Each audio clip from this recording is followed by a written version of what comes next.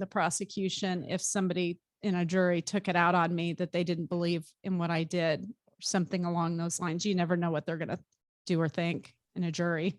So I couldn't do it anymore. And it's honestly what made me the happiest. I felt like I was at my best when I was helping them do that. Do you remember, like, how did you feel like with that first, like that first death penalty, like you said, like, were you, I know even though he was standing on the podium and you were home with I mean, were you still like, Allison, this was all you, and just like, oh, they all called me. So it was great. And one of the prosecutors, which they never quite wrote this into Medium, but she thought I was full of shit, to be honest with you, when I was interning, and she didn't understand why he was going out on a limb for me. The jury I picked is a different jury than she would have picked. She was a little upset that he went with my jury to begin with, but then we won. So after that, this woman who didn't like most people, and she's one of the biggest ball buster prosecutors I have ever seen in my life, became one of my best friends. So, so I helped her on some cases through the years as well. wow. Is there anything that you saw like during that time where you're just like, I'm not sure about this one? Like, would you have like just something that sticks out of like, we're not going in the right direction, or just you kind of always believe your intuition? Sometimes I will get information and even be able to come up with evidence that won't make a difference anyways. That's frustrating. One of the cases that I picked a jury for, we could prove that the little girl was molested and murdered in this particular trailer. We couldn't prove that the guy who was a meth addict who said he went to the store was the one that killed her. They were never able to, and you would think that would be an easy leap to make, that, the parents who were drug addicts and left their 3-year-old with this guy, that obviously it was going to be him. But, you have to have the evidence, and there was no DNA evidence, and we were unable to get a death penalty on, or a conviction even on him. So Wow. that one hurt. And that's when I realized no matter how much I put my heart into it in my mind, there's some cases that aren't mine to solve or to get the justice for. So I'm just here for the ones that I can. Wow. Well, that's probably a hard thing to accept, but part of the job. Well, I'm human, right? Totally. At the end of the day. Yeah. You are a human, even though you have this gift. Yes.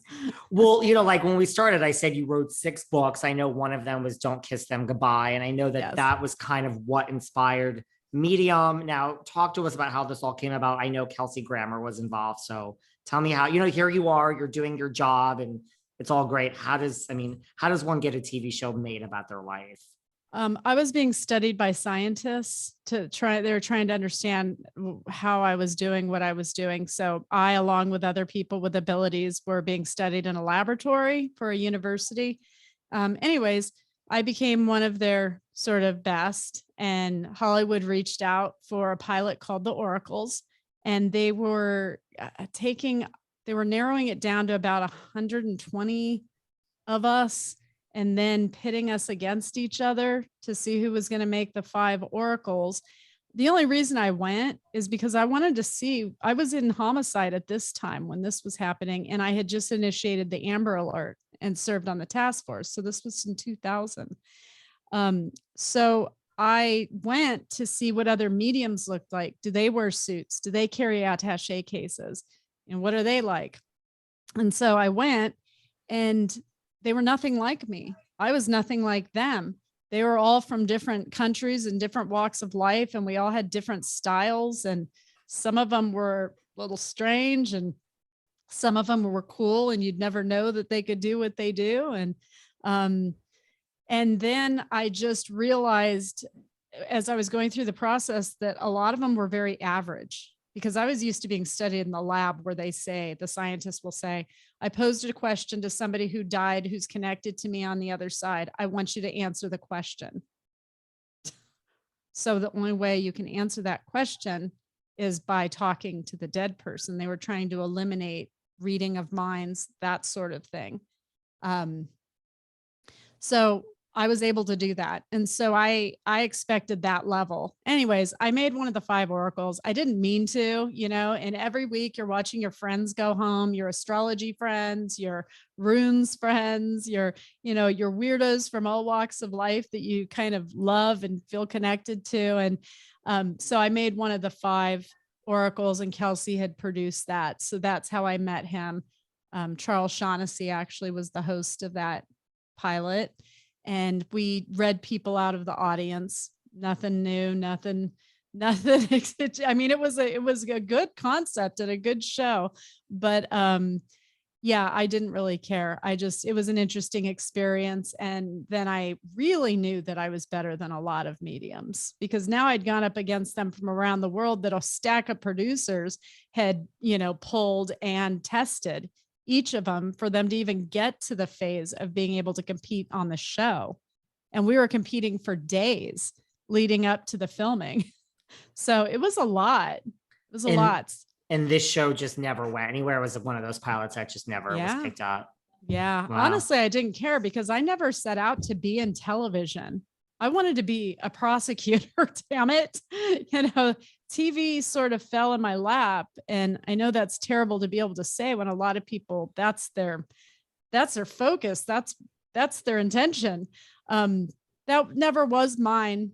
It just never was. I knew I was going to be famous, but I thought I was going to be a famous lawyer or, a judge of some sort that would make the news, something along those lines. And I was good with that. Then afterwards, I asked Kelsey to write a blurb for my first book, Don't Kiss Them Goodbye. And he did. And I got a call when I was out swimming with my kids, and it was his assistant. She said, they want to make a television series based on your life. I think I was 32 then. And I felt too young to be that interesting to have a series made on my life. So everything just went fast forward since then. It was a whirlwind. I was not a writer. I wrote all 6 of my books, which is amazing. And I ran into my 5th grade English teacher and I gave her a copy. I was like, thanks for the B in the 5th grade. Seriously. It was a copy of my book. And she was like, oh, Allison. It was funny though. It was all good. Did you believe it? Because like you said, like that, well, first of all, if you ever want to go into being a reality TV producer, I think that's a great reality show right there. Like a bunch of mediums from all over the world competing to like be the number one or whatever. I don't know how that would play out, but that sounds like a reality show to me. I think they've done it with psychics around the world before. And I don't think it translates.